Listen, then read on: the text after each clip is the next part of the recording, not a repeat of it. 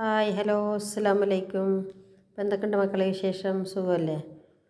അപ്പോൾ ഞാനിപ്പോൾ ഇന്ന് വന്നത് എന്താ അറിയോ, ഒരു ഓമക്കായ എടുത്തിട്ട് ഉപ്പേരി വെക്കട്ടെ എന്നും പറഞ്ഞിട്ട് എടുത്ത് മുറിച്ചതാട്ടോ.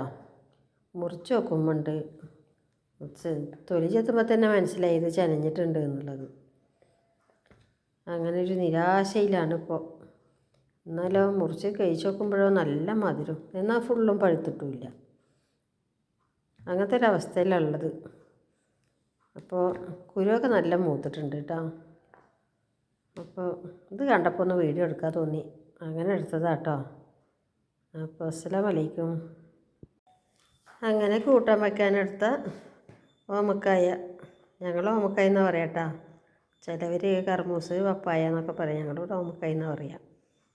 ഈ വിധത്തിലായി മക്കളെ. അപ്പോൾ ഇന്നത്തെ കൂട്ടാൻ ഇനി വേറെ എന്തെങ്കിലും നോക്കണം.